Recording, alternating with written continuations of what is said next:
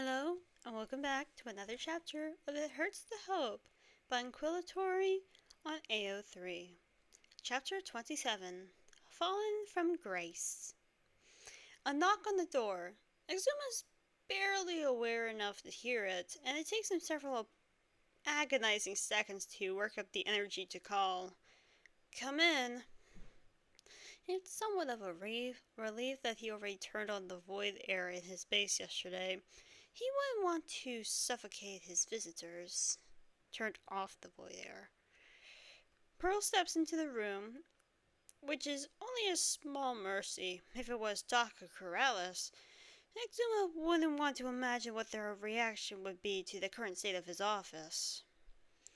As it is, Pearl also looks concerned as she casts her eyes over the room.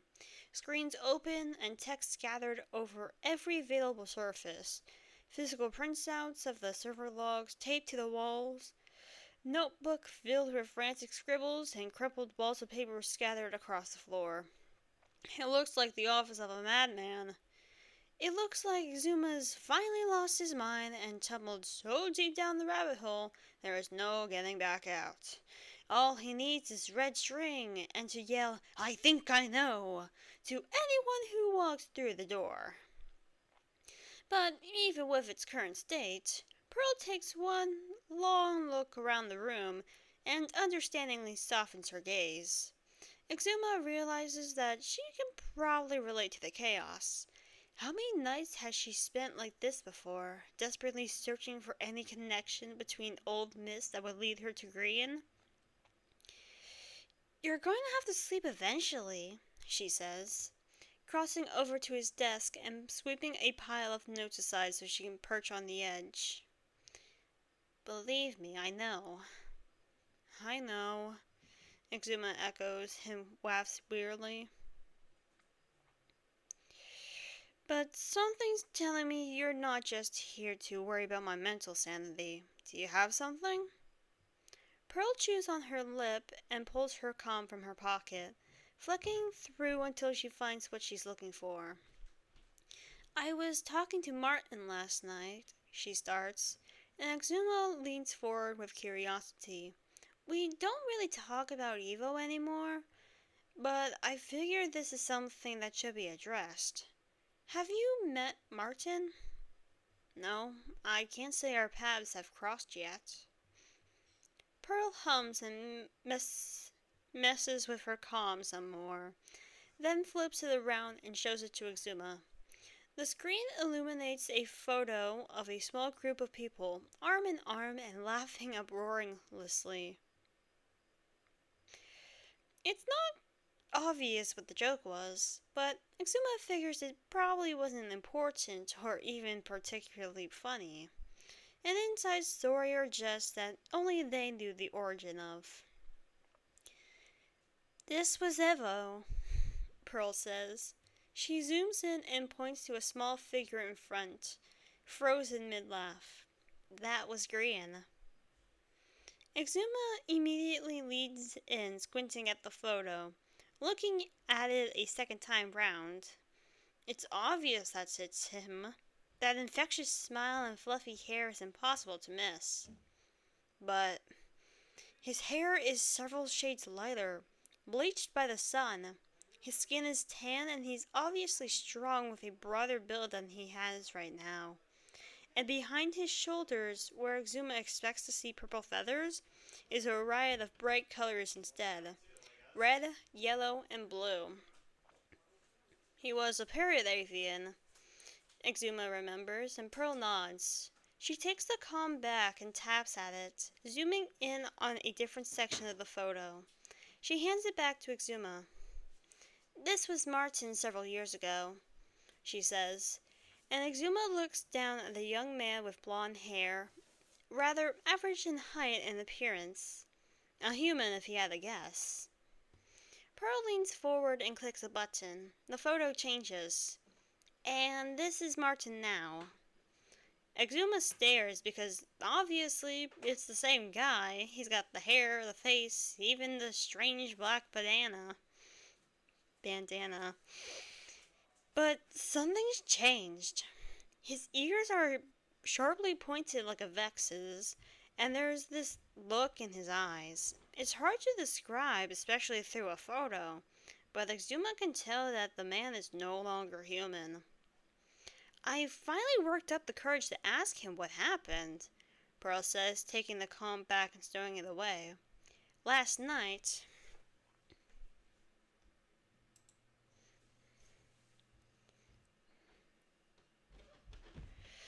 because apparently no one decided it would be a good idea to ask him why he was suddenly not human anymore.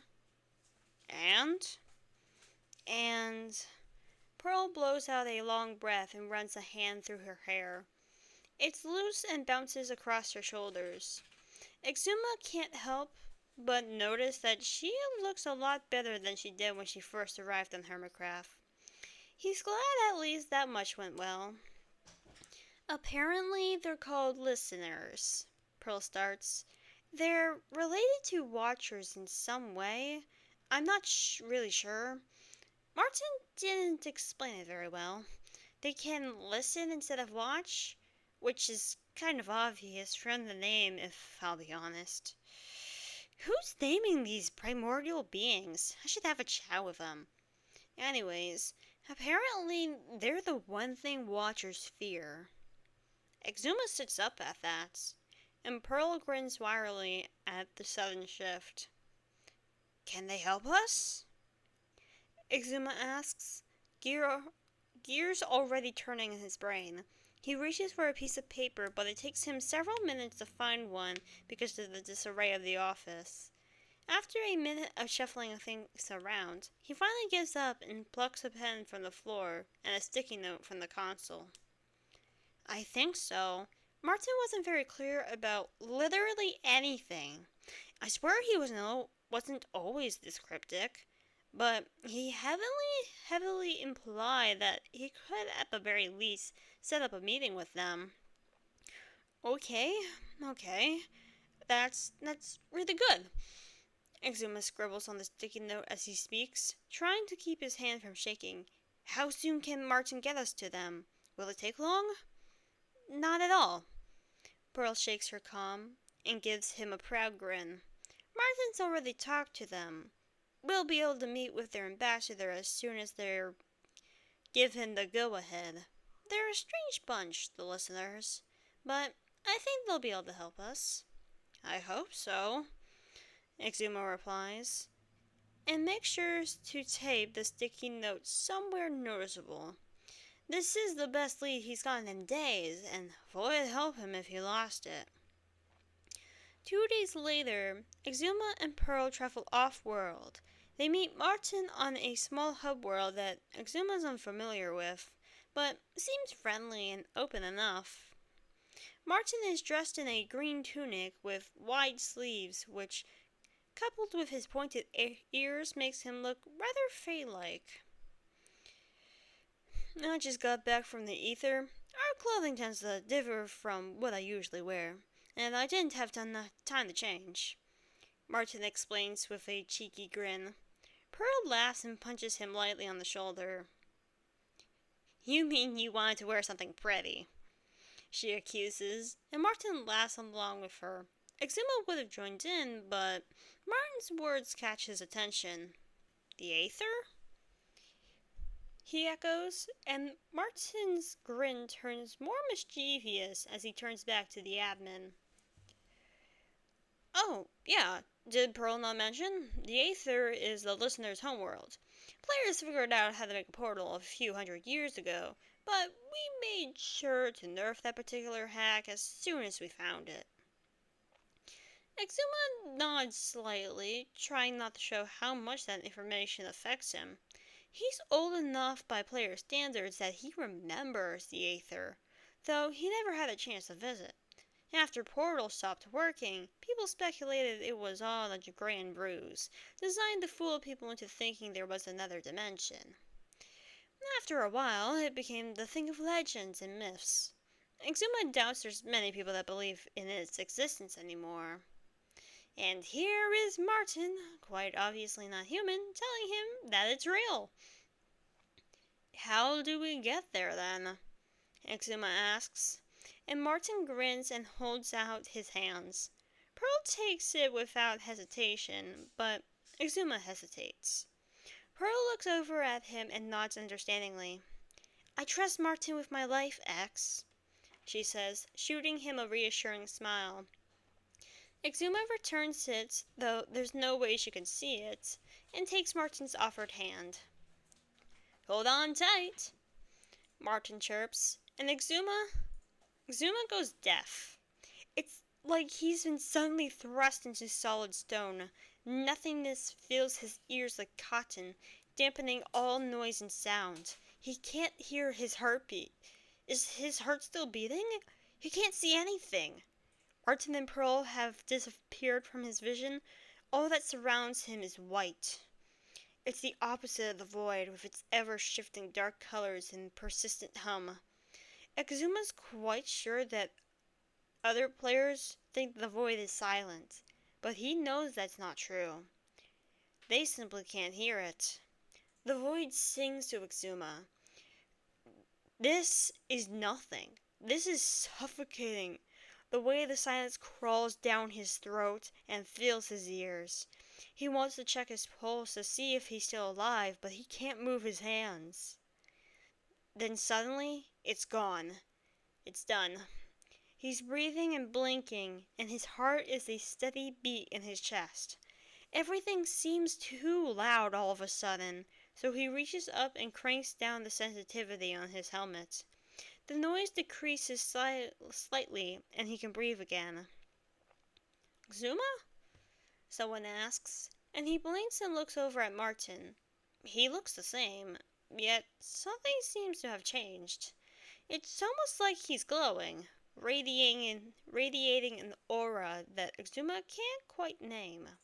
His eyes spark with some unknown emotion. Sorry, I probably should have warned you, he says with a grin, stepping over to steady Pearl. It's a bit odd for players. I'm alright, Exuma says instinctively, and looks around the place they've landed. It's very unlike void traveling, isn't it? They're standing in a great beautiful hall made of white stone and a pale yellow wood that Exuma's never seen before. There are no walls, instead having pillars that frame open doorways, showing the world beyond. And, oh, Exuma understands why the Aether is described as the opposite of the Nether, because that's exactly what it is. Floating islands dot the sky with lush forests of pale trees and strange flowers that Exuma can't even begin to describe. Gorgeous, delicate structures dot the landscape, and the builder in him immediately wants to go inspect them and take notes. He glances over at Pearl, who seems similarly enamored with the place. Martin simply watches with a knowing smile, hands tucked into pockets of his tunic. Welcome, players, a voice says, and Exuma turns around to see a listener. At least that's what he assumes it is. The figure is easily 3 feet taller than him, dressed in pale white and yellow, with a blindfold over its eyes. Its ears are even more sharply pointed than Martin's, a pair of golden orange wings spread from its shoulders. They're not winged like an avian's, but more reminiscent of a dragon's, perhaps. Exuma doesn't think he's ever seen anything like them. Xenu,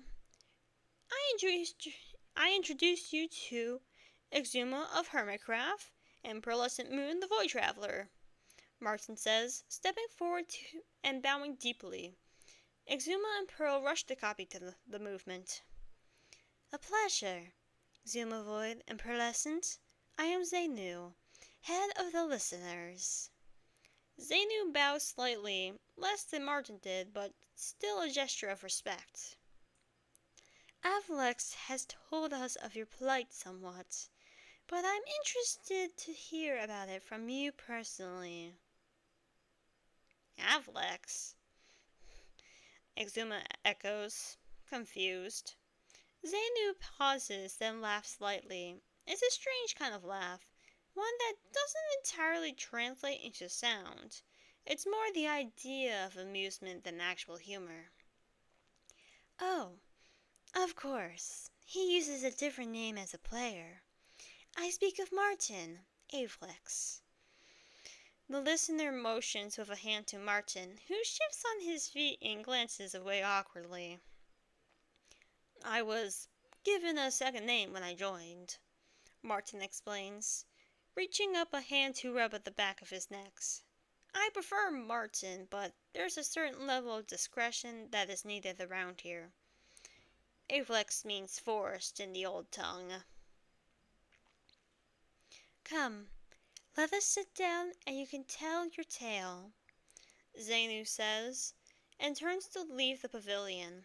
Martin follows along, and so Exuma and Pearl scramble to fall into place. Exuma can't help but feel a little unsettled as they make their way out of the building and onto the grass outside. The Aether is a beautiful place, of course, but there's something almost too perfect about it. Too clean, too pristine.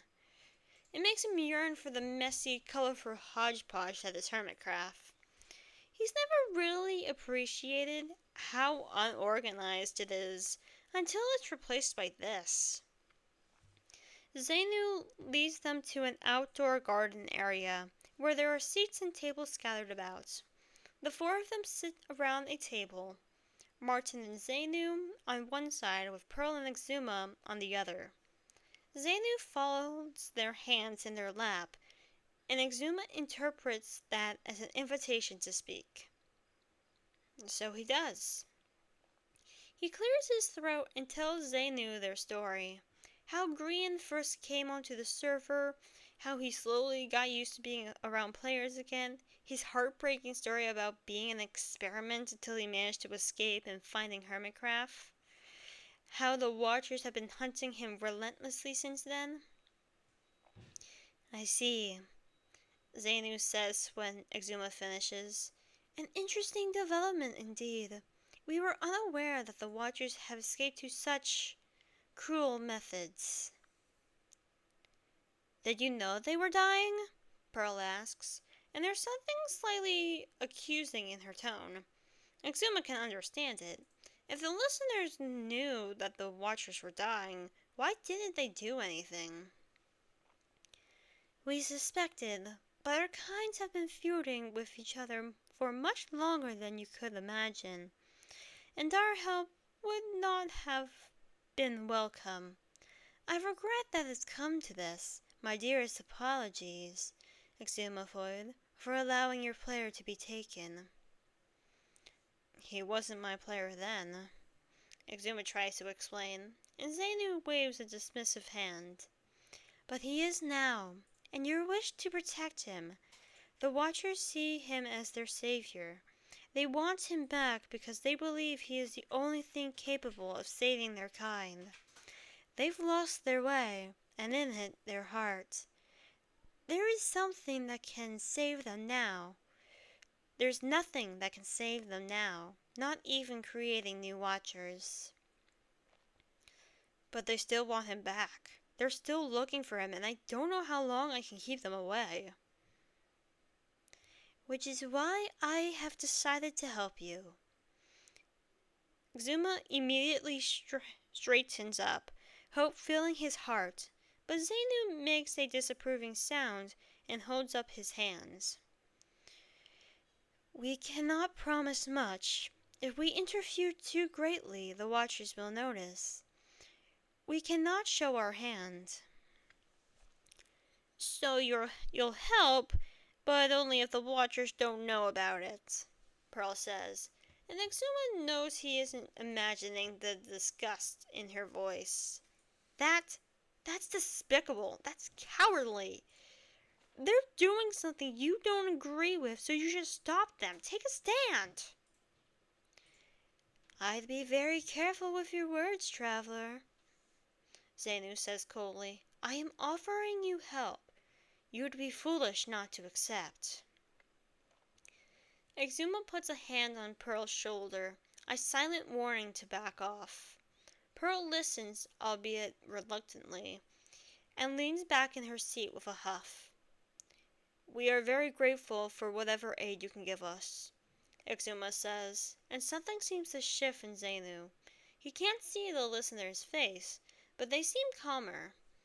Martin's shoulder relaxed from where they stiffened when Pearl spoke. Exuma counts that as a victory.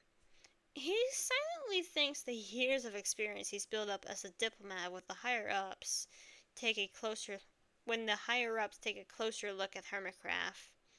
He has to downplay the world-breaking machinations Doc builds in his backyard. "Is that your final decision, Xenu?" Martin prompts, and the listener hums and dips their head. "Yes. You may send for our ambassador, Martin.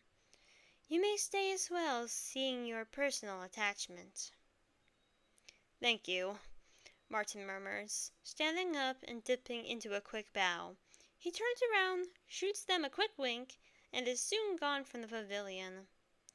It's only now that Exuma realizes that Martin's grown wings similar to the ones Xenu has.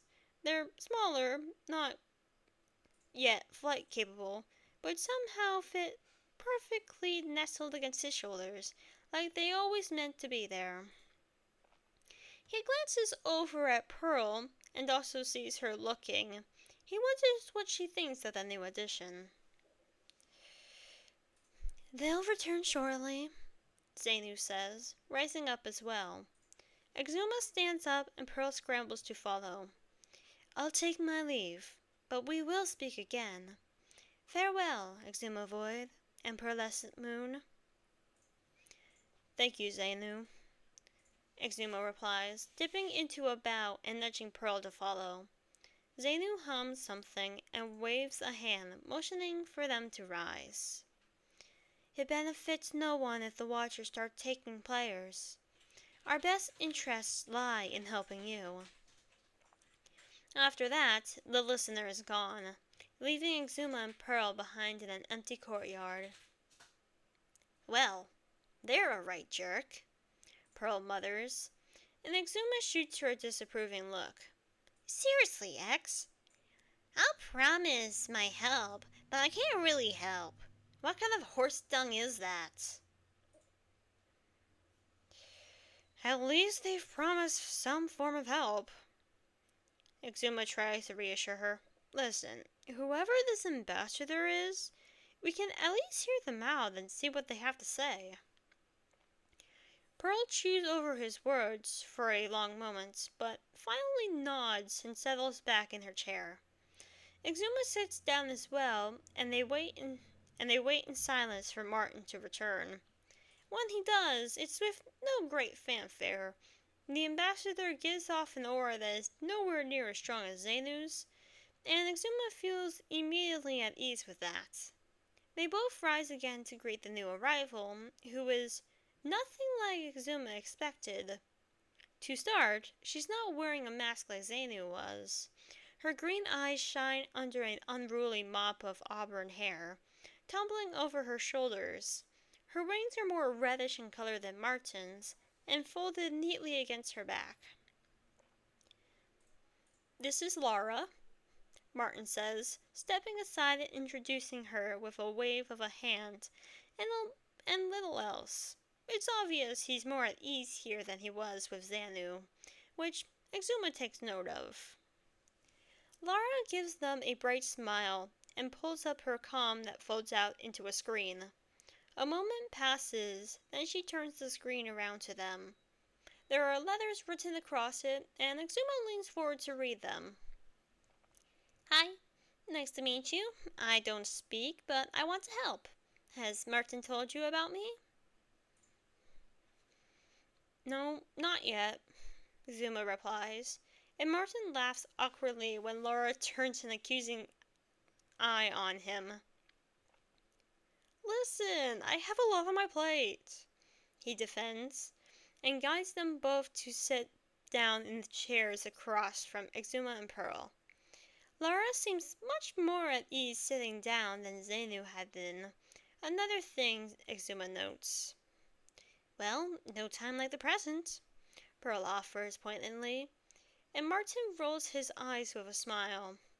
Yeah, I get it. Here goes. Laura is a pretty young listener, all things considered. She's a born one, unlike me, but hasn't been around very long. You've done a great job at flattering me. Keep going. Laura pushes the screen under Martin's nose, and Martin chuckles and nudges it aside. The listeners can convert players? Exuma asks, attention snagging on the detail. Martin winces and twists his hands together. There's not really a straight answer to that, honestly. Kind of. I wasn't a listener, but I was accepted into their ranks willingly and thus granted some of their power. The wings were a side effect. No one expected those, but technically, yes. Just not in the way Watchers are trying. Martin nods, accepting this explanation for now. He feels like he'll need to look more into it later, but for now he is interested in how Laura will help. Apparently, Laura has grown tired of waiting for Martin to stop beating around the bush because she rotates the screen and sets it on the table so Exuma and Pearl can read it, filling with neat text. I was always more curious about the Watchers, something about my inexperience or whatever, and since the Watchers don't have a set home lord like we do, it's pretty hard to find them. But I did, 2 of them in fact. Young, inexperienced, upset with the direction of their kind, we became fast friends, wanted to change the world, or at least find a way to help the Watchers. They weren't quite dying back then, but it was obvious something was up. The Watchers caught them. They were branded as defectors and cast out for daring to talk to a listener. I've stayed in contact, which is why I've been nicknamed the Ambassador. They're willing to help if you'll have them. Well, Exuma leans back and exchanges a glance with Pearl, trying to get a read on her thoughts. Her pursed lips and scrunched eyebrows seem to show her hesitance, but when she meets Exuma's eyes, she gives him the slightest shake of her head. She doesn't trust them, understandable considering her past. How do we know we can trust them? Exuma asks, turning back to the listeners. No offense, but I've known both of you for maybe a day. I can vouch for them, Laura writes on her screen. I would trust them with my life. And I'll vouch for Laura, Martin interjects. She's helped me out of quite a few tight spots over the years. Exuma hums and turns to look at Pearl. Your call, he says. Pearl turns to look at him surprised. You know Martin better than I do, and I know Grian would trust your decision, so I'll trust it too. Pearl nods once. It's the barest dip of her head, but something passes between them through it. She mulls it over for a long moment and finally turns to Martin and Laura. I say we meet these Watchers and listen to what they have to say. Laura grins and high-fives Martin. She shrinks the screen back into her calm, then types out a quick message and sends it off. She stands up and unfolds the screen again. We can go now if that's fine with you. They're eager to meet you. I don't have any plans, Exuma replies, then glances over at Pearl. You? Nope. Awesome! Martin grins and springs to his feet, stretching his arms over his head. And don't worry, traveling will be easier this time with 2 of us. Martin thinks back to the horrible silence of their first trip and resists a shudder. He never wants to experience something like that again. But he has to get home somehow. We'll go to their private world, Laura explains as they step away from the table and group up. Is that okay? Fine, Exuma replies. Pearl echoes the statement, and Laura nods and hides away her calm. She offers out her hands. Exuma takes one, and Pearl clutches onto the other. Barton grasps their free wrists and grins. Hold on tight, he sing-songs. Exuma closes his eyes and prays for a quick journey. The surfer they land on is small, but quaint. There's a leveled base built into the mountain, built of weathered stone and overgrown with leaves and flowers. A barely noticeable path leads up to what appears to be a solid wall. Who are they hiding from? Pearl asks, and Exuma isn't surprised at the conclusion she's drawn from the base's design. He's wondering the same thing. It's more of an aesthetic choice than anything else, I think, Martin explains with a laugh. Lara confirms with a thumbs up, but Pearl shoots Exuma a skeptical look once her back is turned. He simply shrugs and follows their hosts up the path towards the hidden doorway. Lara stops at the base of the wall and tosses something on the ground. It's gone too quickly for Exuma to make out what it is. A hopper hidden under the dirt pulling the object under the grass. Pistons chunk, stones grind against each other, and a doorway opens up within seconds. Very good redstone, Exuma muses, leaning over the pier at the new entrance. I'm impressed by the speed of the pistons. Well, I'll certainly pass on the compliment to Zloy. He sure does like it when people boast his ego. My ego? What about yours? Exuma glances up from the piston door, turning his attention to the hall further into the mountain. It's basic with stone walls and a carpet and a wood floor, but lovingly furnished with paintings, carpets, and shelves filled with knickknacks. Standing inside the doorway are two figures. One at least half a head shorter than the other. Exuma assumes a goblin from the shorter, looking at the green skin, sharp-toothed smile, and rather prominent ears.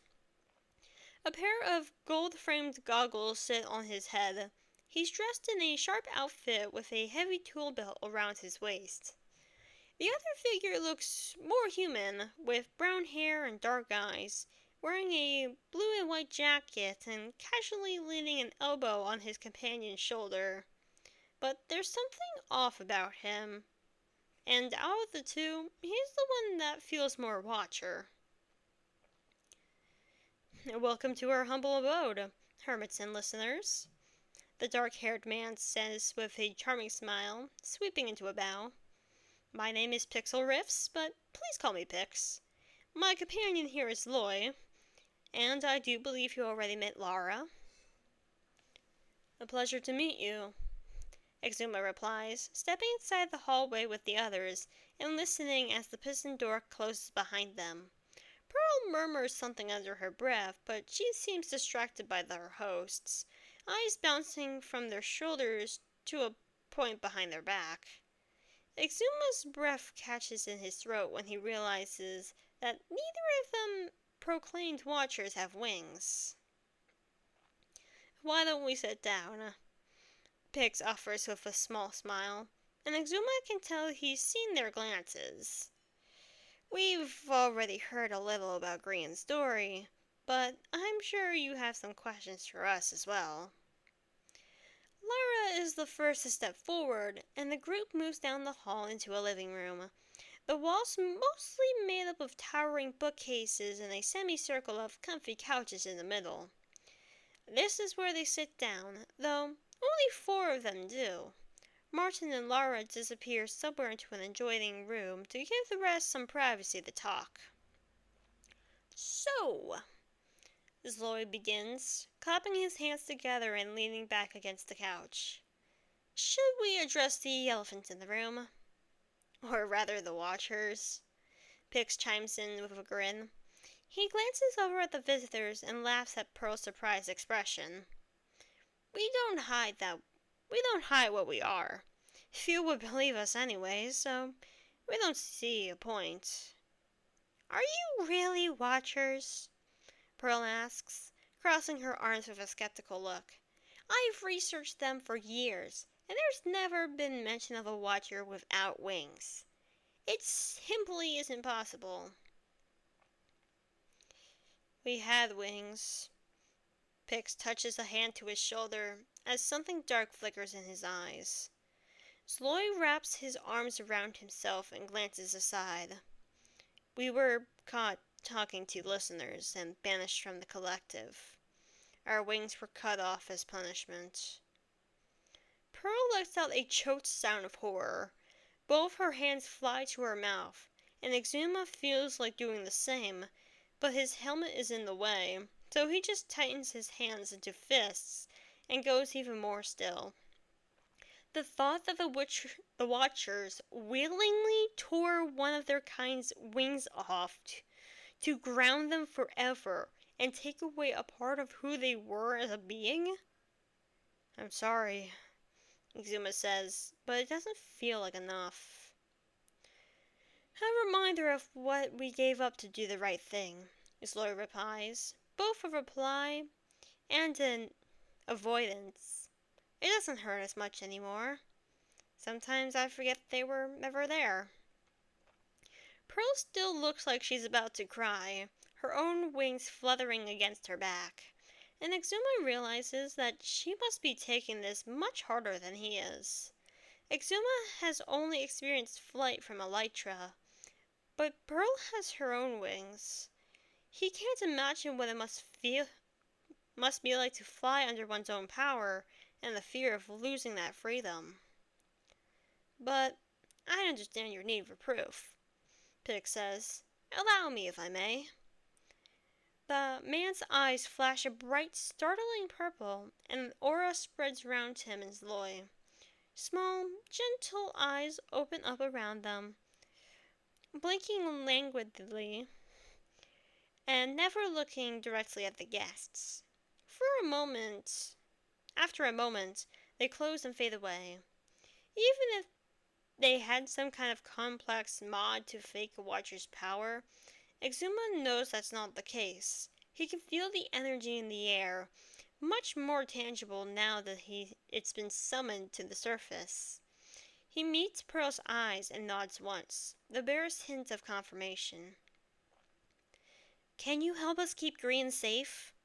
Pearl asks, and that roguish grin is back on Pix's face as he leans forward, bracing his arms against his knees. Zloy's concerningly yellow eyes spark as he sits up. Well, we have a few ideas, Zloy says, and his eyes flash purple for a split second. We have a score to settle with the Watchers. This seems like the best way to even it out. And that's the end of chapter 27.